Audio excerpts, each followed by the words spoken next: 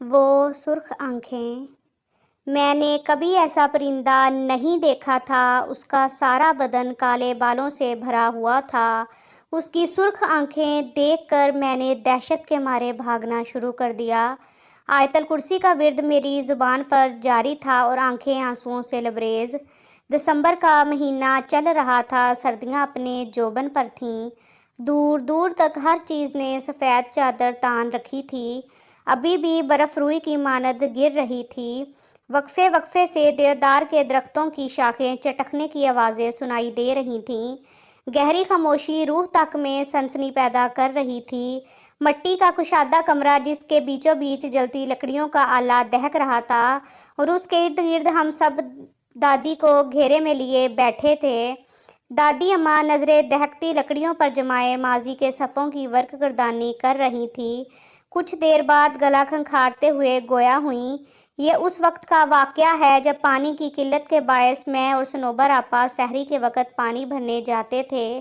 صنوبر آپا مجھ سے عمر میں کافی بڑی تھیں۔ صنوبر آپا کبھی اذان سے پہلے اور کبھی اذان کے فوراً بعد پانی بھرنے کے لیے برتن لے کر آتی اور ہمارے گھر کی دیوار پر برتن سے ضربیں لگاتی۔ چونکہ میرا بستر دیوار کے ساتھ ہوتا اس لیے میں فوراً اٹھ جاتی، اپنے برتن اٹھاتی اور باہر آ جاتی۔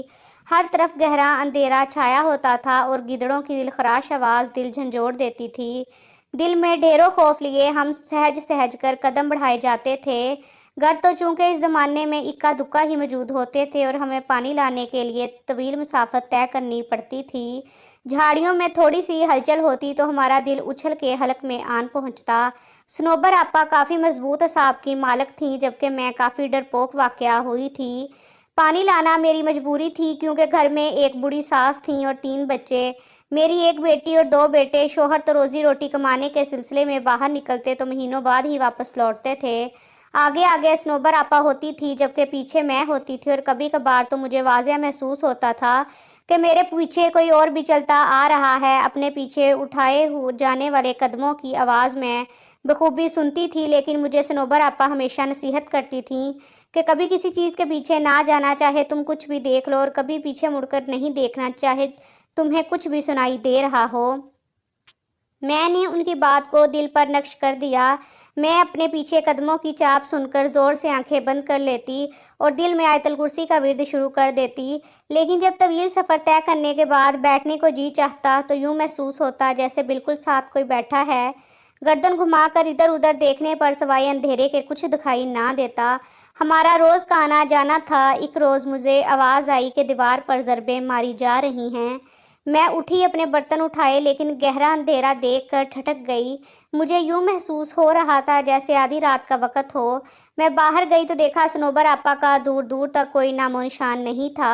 میں نے یہ سمجھ کر قدم رستے پر ڈال دیے کہ وہ زیادہ دور نہیں ہوں گی اور میں ان تک پہنچ جاؤں گی۔ گیدڑوں کی آوازیں پل بھر کو میرے قدم ساخت کر دیتیں۔ میں نے بھاگنا شروع کر دیا لیکن میں ان تک نہیں پہنچ سکی۔ بگڑے تنفس کے ساتھ میں نے مسافت طے کی اور جائے وقوع پہنچ کر میرے اندر تک سنسنی دوڑ گئی۔ صنوبر آپا وہاں موجود نہیں تھی۔ میں تھوڑا اوپر کھڑی تھی اور نیچے دیکھا جہاں پانی کا کنواں تھا۔ ایسا محسوس ہو رہا تھا کہ کوئی پانی کے ڈول یکے بعد دیگرے اپنے اوپر بہا رہا ہو۔ میں نے نیچے جانا ضروری نہ سمجھا اور پانی کا ڈول الٹا کر اس پر بیٹھ گئی، لیکن تھوڑی دیر بیٹھنے کے بعد بھی پانی کی آواز بدستور آ رہی تھی۔ مجھے عجیب و غریب خیالات آ رہے تھے اور پانی کی آواز سے عجیب سا خوف محسوس ہو رہا تھا۔ اپنے پیچھے کسی کو محسوس کیا تو میرے جسم پر کپ کپی طاری ہو گئی۔ میں نے لرزتے ہوئے پیچھے مڑ کر دیکھا تو کسی کا نام و نشان بھی نہ تھا۔ وہاں ایک دم سے سناٹا چھا گیا۔ میری حیرت کی انتہا نہ رہی، لیکن عین اسی جگہ اوپر گھنے درخت کی شاخ پر کوئی عجیب سا پرندہ بیٹھا مجھ پر نظریں گاڑے ہوئے تھا۔ عجیب قسم کا پرندہ تھا، میں نے کبھی ایسا پرندہ نہیں دیکھا تھا۔ اس کا سارا بدن کالے بالوں سے بھرا ہوا تھا۔ اس کی سرخ آنکھیں دیکھ کر میں نے دہشت کے مارے بھاگنا شروع کر دیا۔ آیت الکرسی کا ورد میری زبان پر جاری تھا اور آنکھیں آنسوؤں سے لبریز۔ میں نے 1 منٹ کے لیے بھی رستے میں رکنا مناسب نہیں سمجھا اور اپنے گھر کے پاس پہنچ کر دروازے کی طرف ہاتھ بڑھایا ہی تھا، اسی وقت صنوبر آپا اپنے گھر کا دروازہ کھول کر باہر نکل آئیں۔ ان کے پاس ڈھول بھی تھے اور میں دروازہ کا پٹ کھولنا چاہ رہی تھی، لیکن اپنا توازن برقرار نہ رکھ سکی اور بے ہوش ہو گئی۔ آنکھ کھلی تو دیکھا ارد گرد سب جمع تھے، صنوبر آپا کے گھر کے سب افراد بھی بیٹھے تھے۔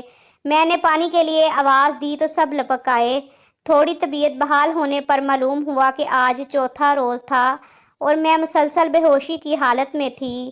میں نے اس روز کا واقعہ سب کے گوش گزار کیا تو صنوبر آپا ماتھا پیٹ کے رہ گئیں اور بولیں، جیسا تم کہہ رہی ہو یہ درست ہے تو ہم اس کو معجزہ ہی سمجھیں کہ تم زندہ سلامت لوٹ آئی ہو۔ میں نے رب کا شکر ادا کیا۔ آج بھی بدن پر سنسنی طاری ہو جاتی ہے جب کبھی اس پانی کی آواز اور اس عجیب و غریب پرندے کا بالوں بھرا جسم آنکھوں کے سامنے آ جائے۔ ویڈیو کو لائک کریں، چینل کو سبسکرائب کریں۔ شکریہ۔